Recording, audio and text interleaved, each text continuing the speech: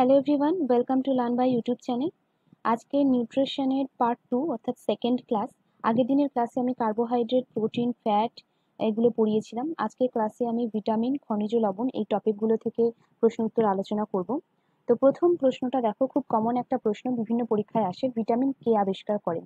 তো ভিটামিন আবিষ্কার করেন বিজ্ঞানী ক্যাসিমির ফ্রাঙ্ক এবং জেনার অর্থাৎ কি এডওয়ার্ড জেনার। তিনি কি আবিষ্কার করেছিলেন? বসন্ত রোগের টিকা। উইলিয়াম হার্ভে তিনি কি করেছিলেন? প্রথম রক্ত সংবহন পদ্ধতি আবিষ্কার করেছিলেন। এবং লিনিয়াস, তাকে কি বলা হয়? দ্বিপদ নামকরণের জনক বলা হয়ে থাকে। তো যত পৃথিবীতে যত প্রাণী আছে তাদের যে দ্বিপদ নামকরণ হয়, অর্থাৎ যেমন মানুষের ক্ষেত্রে হোমোসেপিয়েন্স, এই যে দুটো জেনাস এবং স্পিসিস দিয়ে নামকরণ, এটাকে বলছে দ্বিপদ নামকরণ, এবং সেটা প্রথম করেছিলেন লিনিয়াস। সেই জন্য তাকে দ্বিপদ নামকরণের জনক বলা হয়ে থাকে। নেক্সট প্রশ্ন দেখো, একটি স্টেরয়েড ভিটামিন হলো। তো স্টেরয়েডটা কি? স্টেরয়েড হচ্ছে ফ্যাট বা লিপিড। তো এই স্টেরয়েড ভিটামিন হলো ভিটামিন ডি। এবং মনে রাখবে, এই স্টেরয়েড কিন্তু হরমোনও হয়ে থাকে। অ্যাড্রিনাল গ্রন্থি থেকে যে হরমোনগুলো ক্ষরিত হয় সেগুলো কিন্তু স্টেরয়েড হরমোন।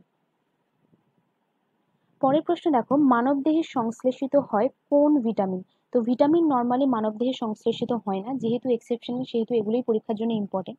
তো কয়েকটা ভিটামিন মানবদেহে সংশ্লেষিত হয়, সেটা কি কি? ভিটামিন এ সংশ্লেষিত হয় কোথা থেকে হয়? ক্যারোটিন থেকে হয়। ভিটামিন ডি ও মানবদেহে সংশ্লেষিত হয় কোথা থেকে?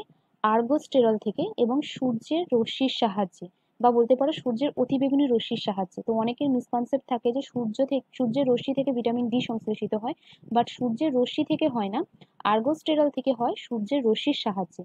ভিটামিন বি কমপ্লেক্স, এটাও মানবদেহে সংশ্লেষিত হয়। কিভাবে সংশ্লেষিত হয়? মানুষের দেহের যে ক্ষুদ্রান্ত, সেখানে প্রচুর পরিমাণে জীবাণু থাকে, মানে ছোট ছোট ব্যাকটেরিয়া থাকে, যারা গুড ব্যাকটেরিয়া, ভালো ব্যাকটেরিয়া। তো তারা কি করে? ভিটামিন বি কমপ্লেক্স সংশ্লেষিত করে। তো এখানে অ্যান্সার হয়ে যাবে অল। ওকে, পরীক্ষায় তোমরা এই তিনটের মধ্যে যে কোনো একটা দেখতে পাবে, তো সেটাতেই কিন্তু অপশনটা ক্লিক করবে। নেক্সট প্রশ্ন দেখো, প্রো ভিটামিন হলো। তো প্রো ভিটামিন কি? যে পদার্থটা থেকে ভিটামিনটা তৈরি হয় সেটাই হলো প্রো ভিটামিন। তো এই যে আমি একটু আগে বললাম, ক্যারোটিন থেকে ভিটামিন এ তৈরি হয়, আর্গোস্টেরল থেকে ভিটামিন ডি তৈরি হয়, তাহলে ক্যারোটিন কি হয়ে যাবে? ভিটামিন এ এর প্রোভিটামিন। আর্গোস্টেরল কি হয়ে যাবে? ভিটামিন ডি এর প্রোভিটামিন। তো এখানে অ্যান্সার কি হবে? ক্যারোটিন। এবং বাকি যে তিনটে অপশন দেখতে পাচ্ছ, রেটিনল, ক্যালসিফেরল, টোকোফেরল, এগুলো কিন্তু ভিটামিনের রাসায়নিক নাম। রেটিনল হলো ভিটামিন এ রাসায়নিক নাম, ক্যালসিফেরল ভিটামিন ডি রাসায়নিক নাম, টোকোফেরল ভিটামিন ই রাসায়নিক নাম। তো ভিটামিনের যে রাসায়নিক নাম সেগুলো কিন্তু তোমাদের একটু মনে রাখতে হবে, এবং একটু তোমরা যে কোনো ক্লাস 9-এর বই থেকে পড়ে রাখতে পারো, বা যেটা তোমাদের সুবিধা হয় সেখান থেকে একটু পড়ে রাখতে পারো। নেক্সট এই প্রশ্নটা দেখো, নিচের কোনটি এক প্রকারের অ্যান্টিঅক্সিডেন্ট? তো এখানে অ্যান্সার হয়ে যাবে অ্যান্টিঅক্সিডেন্ট হলো ভিটামিন সি। তো ভিটামিন সি যদি না থেকে যদি থাকতো ভিটামিন ই বা ভিটামিন এ, তাহলেও কিন্তু অ্যান্সার হতো। তো ভিটামিন সি, ই এবং এ, এই তিনটেই কিন্তু অ্যান্টিঅক্সিডেন্ট। তো যেহেতু ভিটামিন সি বললাম, দেখো ভিটামিন সি থেকে তিনটে পোর্শন জাস্ট মনে রাখবে, তিনটে পয়েন্ট। কি কি? ভিটামিন সি এর রাসায়নিক নাম অ্যাসকর্বিক অ্যাসিড। ভিটামিন সি এর অভাবে স্কারভি রোগ হয়, এবং সব থেকে যেটা ইম্পর্টেন্ট পরীক্ষায় যেটা আসে সেটা হচ্ছে তাপে বিনষ্ট হয় কোন vitamin? That is vitamin C. Vitamin C তাপে বিনষ্ট হয়। নেক্সট প্রশ্ন দেখো, রোডপসিন তৈরিতে প্রয়োজনীয় ভিটামিন হলো। তো রোডপসিনটা কি? রোডপসিন হলো একটা রঞ্জক যেটা আমাদের চোখে থাকে। ঠিক আছে, তো আমাদের চোখে লাইটকে গ্রহণ করার জন্য বিভিন্ন কোষ থাকে। কি কি? রড কোষ, কোন কোষ? এই রড কোষের মধ্যেই থাকে কিন্তু রোডপসিন রঞ্জকটা। তো এই রোডপসিন রঞ্জকটা কি দিয়ে তৈরি হয়? রেটিনল এবং অপসিন। রেটিনলটা হলো ভিটামিন এ, আর অপসিনটা হলো প্রোটিন। তো এখানে প্রশ্ন যেহেতু বলেছে যে প্রয়োজনীয় ভিটামিন, তাই অপশন হবে ভিটামিন এ। যদি বলতো প্রয়োজনীয় প্রোটিন কি, তখন কিন্তু অপশন হতো অপশন। নেক্সট প্রশ্ন দেখো, মানব দেহে টোকোফেরলের অভাবে কোন রোগ হয়? তো টোকোফেরলটা কি? ভিটামিন ই এর রাসায়নিক নাম। তো এরকম ভাবে তোমাদের কিন্তু প্রশ্ন হতে পারে, সেই জন্যই বললাম যে রাসায়নিক নামগুলো একটু ইম্পর্টেন্ট, একটু পড়ে রাখবে।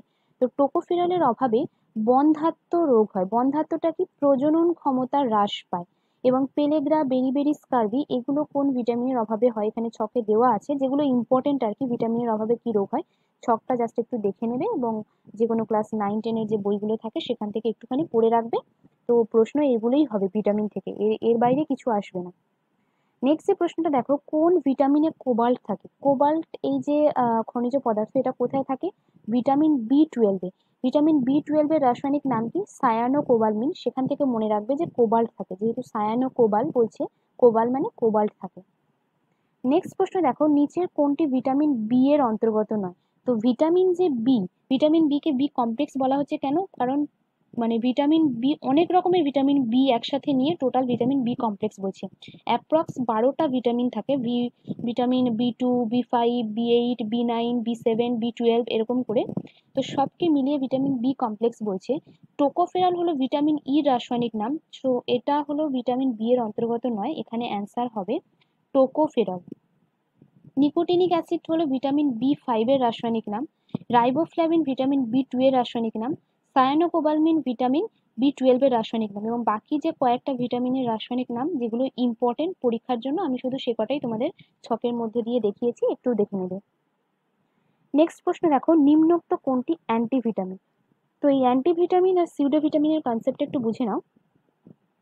অ্যান্টিভিটামিন হলো তারা যারা দেখতে ভিটামিনের মতো কিন্তু ভিটামিনের কাজকে নষ্ট করে, তারা হলো অ্যান্টিভিটামিন। তো এখানে যে অপশনগুলো দেখতে পাচ্ছ, পাইরিথিয়ামিন, গ্যালাক্টোফ্ল্যাভিন, অ্যাভিডিন, এরা তিনজনেই কিন্তু অ্যান্টিভিটামিন। তো এরা কিভাবে অ্যান্টিভিটামিন দেখো, পাইরিথিয়ামিন কি করে, ভিটামিন বি1 এর যে কাজ তাকে নষ্ট করে, সেজন্য পাইরিথিয়ামিন কি ভিটামিন বি1 এর অ্যান্টিভিটামিন। আবার অ্যাভিডিন হলো ভিটামিন এইচ এর ক্রিয়াকে নষ্ট করে। ভিটামিন এইচ মানে ভিটামিন বি7 বা ভিটামিন বি7 বা রাসায়নিক নাম যেটা বায়োটিন আর কি।